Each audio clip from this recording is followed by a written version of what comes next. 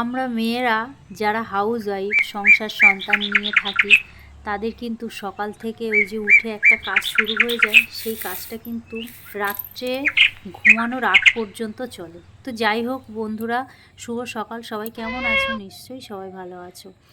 এই যে ফোনে যে এডিটিং করে এত কাজগুলো এত স্পিডে করেছি, এই কাজগুলো যদি সত্যি এত স্পিডে হতো না, সত্যি জীবনে এতটাই শান্তি পেতাম।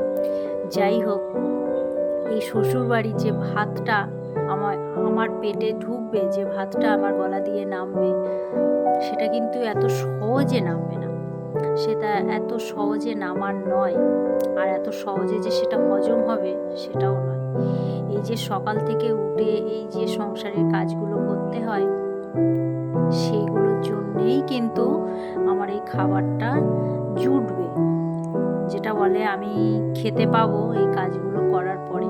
আর সত্যি বলছি, বাচ্চা থাকলে সংসারে সকাল থেকে যদি অফিস যাওয়া, স্কুল যাওয়া, এগুলো যদি সকাল থেকে থাকে না, নিজের খাওয়া একদম হয় না। সত্যি বলছি, একদম নিজের খাওয়ার টাইমই থাকে না। তো আমার এই ছোট্ট ব্লগটা কেমন লাগলো সবাই জানিও। সবাই ভালো থেকো।